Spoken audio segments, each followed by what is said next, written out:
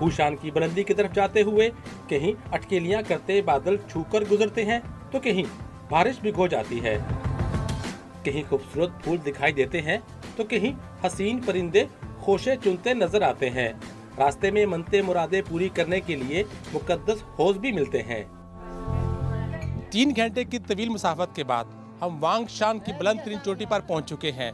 यहाँ पर चीनी लोग गाने गाते हैं और मन्नतें मांगते हैं।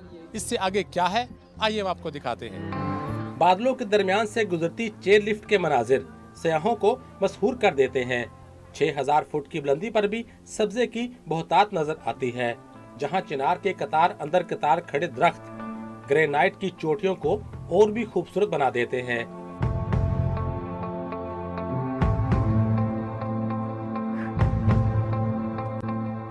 यहाँ देवमालाई पहाड़ी सिलसिले की भूल भुलैयों और तारीख के बारे में बताने के लिए गाइड्स की सहूलत भी दस्तयाब है।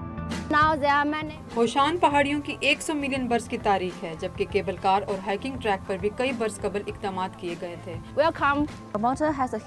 होशान में पाकिस्तान समेत बहुत से ममालिक के सयाह आते हैं और मौसम के साथ साथ हसीन नज़ारों का लुत्फ भी उठाते हैं। ये चीन के अहम सियाहती मरकज में से एक है, जिसे यूनेस्को के आलमी सकाफती विरसे की हैसियत भी हासिल है। कैमरामैन मुदस्सिर जावेद के साथ शकील करात, डॉन न्यूज़, होशान, अनहोई, चीन।